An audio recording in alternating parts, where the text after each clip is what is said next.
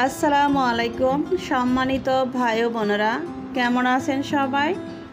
আশা করি যে যেখানে আছেন অনেক বেশি ভালো আছেন, সুস্থ আছেন। সবাইকে ওয়েলকাম জানাচ্ছি নতুন আরেকটি ব্লগ ভিডিও দেখার জন্য।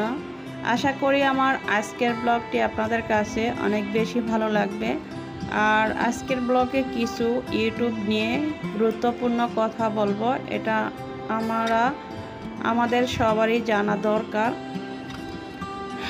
তাই ভাবলাম কাজকর্মগুলো করতে করতে আমার আপু ভাইয়াদের সাথে কষ্টের কথাগুলো শেয়ার করি। তবে কথাগুলোতে কেউ কোনো মাইন্ড করবেন না, কথাগুলো শুনতে খারাপ লাগলো এটাই সত্যি। আমরা যে প্রতিদিন ইউটিউবিং যারাই আমরা করি নতুন, তারা কি করি চ্যানেলের ভিউ বাড়ানোর জন্য সবার ভিডিওতে গিয়ে একটু একটু কমেন্ট করে চলে আসি। হয়তো সবাই বেশিরভাগই আমি দেখতেছি এখন হয়তো তো গণা দু একজন ফুল ওয়াচ করে, যারা আমাদের খুব নিকট প্রিয় আপু ভাইয়ারা, যারা সবসময় অন্যের জন্য হেল্প করার চেষ্টা করে যাতে নিজের দ্বারা অন্যের কোনো ক্ষতি না হয়। তো এই কষ্টগুলো কি বলবো, আর বলার কিছু নাই, সবাই জানে কম বেশি। কমেন্ট এবং ভিউজের বেশি দেখলে আমাদের মন খুশি হওয়ার মতো কিচ্ছু নেই। এই ভিউজগুলো অনেক সময় স্পাম হয়ে যায়, আবার দেখা যাচ্ছে ভিডিও না দেখে সাবস্ক্রাইব করে চলে যায়, এটাও কেটে যায়। তারপরে আবার ভিডিও কি বলবো, এগুলো বলার কিচ্ছু নেই। অনেক খারাপ লাগে যে ভিডিওর অ্যাভারেজ যে ডিউরেশন দেখলে এত খারাপ লাগে যে 2 থেকে 3 মিনিটের মাত্র ভিডিও দেয়, তারপরও 1.5 মিনিট 1 মিনিট ওয়াচ করে। এই মন মানসিকতা নিয়ে প্লিজ ভিডিও দেখার কোনো মানেই হয় না। আমার মনে হয় ভিডিওগুলো যারা দেখবেন, আমরা সবাই সবার ভিডিওগুলো একটু কষ্ট করে ফুল ওয়াচ করার চেষ্টা করব। যারা আমরা নতুন ইউটিউবিং করি, খুবই ছোট ছোট ভিডিও আপলোড দেই, বড় ভিডিও দেই না এই কারণ এটা সবাই দেখবে না, এই জন্য দেই না। আর আজকের সকালে বাচ্চাদের ব্রেকফাস্ট করিয়ে ওদের সাথে একটু সময় কাটাচ্ছি। আর আমি সব সময় চেষ্টা করি আমার বাচ্চাদের সাথে বেশি সময় কাটাই, যেহেতু বাসায় থাকি, রান্না বান্না বা অন্যান্য কাজকর্মের পরে আমি আমার বাচ্চাদের সাথে বেশি টাইম স্পেন্ড করি। ওরাও আমার সাথে বেশি থাকতে বেশি পছন্দ করে, তো ওদের সাথে একটু দুষ্টামি করে। আসলে বাচ্চাদেরগুলো দেখলে এত মায়া লাগে যে ওরা একদিন বড় হবে, ওদের নিয়ে কত কল্পনা। যাই হোক, সব বাবা মারই একই রকম। তবে আমার মেজো ছেলেটা একটু শ্যামবর্ণ হয়েছে, ওকে অনেক সময় ছোট ছেলে বলে যে তুই কালো কালো, কিন্তু মন খারাপ করে ফেলে, ওকে বুঝায় যে ওটা ভাই। তো এখন আর বলে না, আগে বলতো আর কি। ওকে সবসময় আমরা একটু বেশি আদর করি, যেমন বড় ছেলে এবং ছোট ছেলের থেকে ওকে একটু বেশি আলাদাভাবে স্পেশালভাবে আদর করি। সব সময় ওর বাবা ওকে একটু কাপড় চোপড় বা যে কোনো জিনিস দিলে ওকে একটু বেশি দেওয়ার চেষ্টা করে। আর ওদের সাথে সময় কাটিয়ে এখন দুপুরে রান্নাতে চলে আসলাম। ভাত আর ডাল অলরেডি হয়ে গেছে, তো এখন আমি মাছ ফ্রাই করে নিচ্ছি। আর এখন বাচ্চাদের জন্য চিকেন রান্না করব।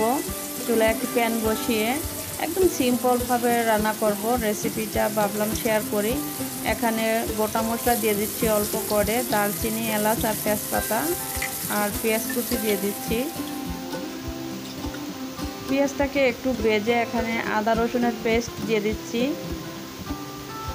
1 টেবিল স্পুনের মতো রসুন বাটা আর 1 টেবিল স্পুনের মতো আদা বাটা দিয়ে দিচ্ছি এখানে।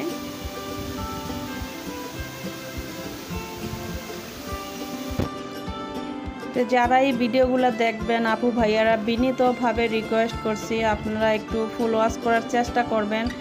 আমিও যাদের ভিডিও দেখব ফুল ওয়াচ করার চেষ্টা করব। এরকম সুন্দর পজিটিভ মন মানসিকতা নিয়ে ভিডিও ওয়াচ করার চেষ্টা করবেন। আর এখানে এক এক করে গুঁড়া মশলাগুলো দিয়ে দিচ্ছি। হলুদের গুঁড়া, মরিচের গুঁড়া 1.5 চা চামচ করে দিয়েছি। আর দেখতেই পাচ্ছেন এখানে পানি দিয়ে দিয়েছিলাম যাতে আদা রসুনটা পুড়ে না যায়, এজন্য। যে কোনো রান্নাতেই মশলাটা যদি ভালোভাবে কষিয়ে রান্না করা যায় তাহলে তরকারির টেস্টটা দারুণ আসে। এখানে আমি ধনিয়ার গুঁড়া আর ভাজা জিরার গুঁড়া দিয়ে দিচ্ছি 1 চা চামচ করে, আর একটু পানি দিয়ে লবণ দিয়ে দিচ্ছি স্বাদ মতো, যাতে মশলাটা ভালোভাবে কষানো যায়। তো মশলাটা ভালোভাবে কষিয়ে এখানে চিকেনের লেগ পিসগুলো দিয়ে দিচ্ছি, আলু দিয়ে দিচ্ছি। আলু তো আমার বাচ্চারা ভীষণ লাইক করে, ওদের জন্য আমি যখনই গরুর মাংস বা দেখা যাচ্ছে চিকেন কারি করি সবসময় আলুটা মাস্ট দিতেই হবে। যাদের করে বাচ্চা আছে আমার বিশ্বাস তারা আলু এবং এই চিকেনটা বেশি লাইক করে। হ্যাঁ, যাই হোক, আমার কথায় কেউ কষ্ট নেবেন না, সবাই একটু কষ্ট করে ভিডিওগুলো দেখবেন। যাদের, শুধু আমার চ্যানেলে না, আমরা যেহেতু নতুন ইউটিউবে কাজ করি, আমাদের ভিডিওর কোয়ালিটিও অত ভালো হয় না, এটা আমরা জানি। আর এই লেগ পিসগুলো আমি অনেক সময় ফ্রাই করেও রান্না করি, আজকে ভালোভাবে একদম কষিয়ে রান্না করলেও এটা খেতে মজার হয়। তো আজকে ভাবলাম রান্না দেরিও হয়ে গেছে, রান্নাগুলো করে ফেলি। গরম পানি দিয়ে দিচ্ছি একদম ভালোভাবে কষানোর পরে। ঝোলটা আমি রেখেছি মাখা মাখা, আর এখানে আমি হাফ চা চামচের মতো ভাজা জিরার গুঁড়ো দিয়ে দিচ্ছি। আপনারা চাইলে এখানে গরম মশলার গুঁড়ো দিতে পারেন। আমার কাছে ধনেপাতা থাকলে আমি অনেক সময় ধনেপাতাও দেই, ধনেপাতার ফ্লেভারটা আমার কাছে ভালো লাগে, তবে আজকে ছিল না। যাই হোক, আজকে শাক ভাজি করছি, কলমি শাক ভাজি, নর্মাল যে রান্নাবান্নাগুলোই আমাদের প্রতিদিন নিয়ত করা হয়। আর এখানে চিকেন কারি করেছি, লেগ পিস, তারপরে আবার আরও কিছু করেছি, মাছ বোনা করেছি। এই যে এখানে কাতলা মাছটা বোনা করেছি মাখা মাখা ঝোল দিয়ে, টমেটো ছিল না, আর ঢাল করেছি। আর আগের দিনের গরুর মাংস একটু ছিল। যাই হোক, আজকের ব্লগটি কেমন হয়েছে অবশ্যই কমেন্ট বক্সে কমেন্টের মাধ্যমে জানাবেন। সবাই অনেক বেশি ভালো থাকবেন, আমার জন্য দোয়া করবেন। আল্লাহ হাফেজ।